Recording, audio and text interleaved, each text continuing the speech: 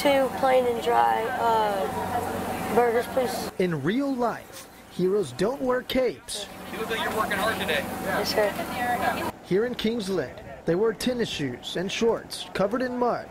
Just ask 11-year-old Luke Hudler. All my toys, boat, tubes, skis, they're all gone.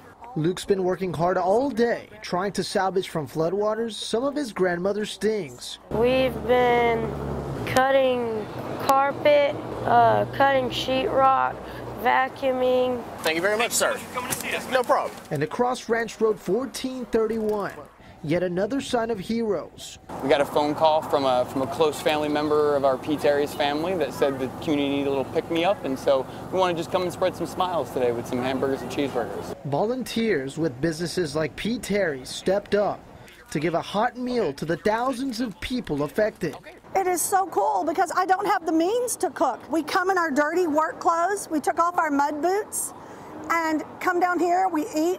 We're going to take food back to the people that are still working at the house. That's the reason that we get up and what we do every day. You know what I mean? At the end of the day, without people coming into our restaurants, without people smiling at our food, we don't have a place to go either. It's a simple gesture with a lot of meaning, hoping to bring some relief and restore a sense of normalcy. It is appreciated. We are so blessed to have these people that flood the community to help with these disasters. Thank y'all for being here. Thank you so much. Y'all have a great day. In Kingsland, Juan Rodriguez, KB News.